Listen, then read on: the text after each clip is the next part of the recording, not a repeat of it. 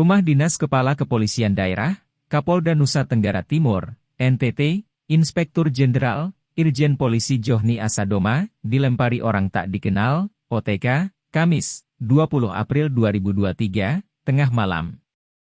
Selain menyerang dan merusak rumah dinas Kapolda NTT, OTK juga membakar satu unit mobil patrol, milik Satuan Lalu Lintas dan satu unit sepeda motor.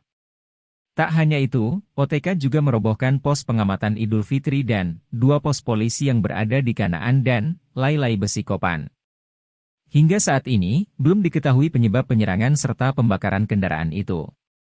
Begitupun pelakunya belum diketahui.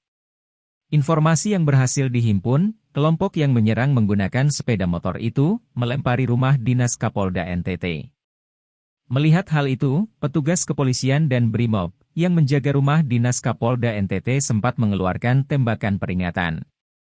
Komandan Satuan BRIMOB Polda NTT, Kapolresta Kupang Kota, dan Dandim 1604 Kupang langsung melakukan pemantauan dan berusaha mengamankan kondisi.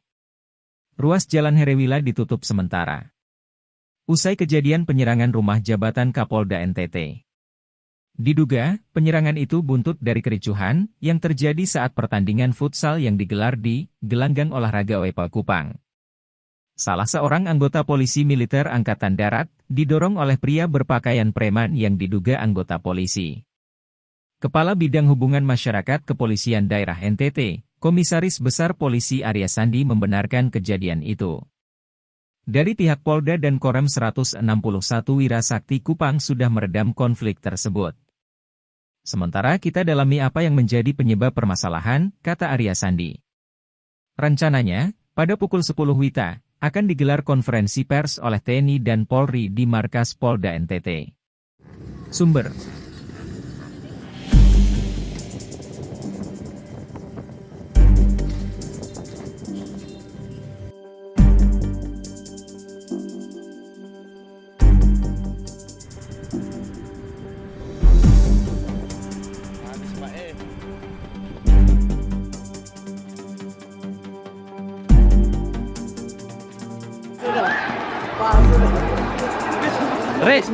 Resmi.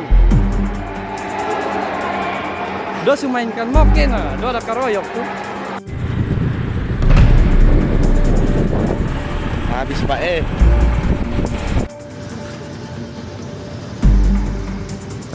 Tabakar.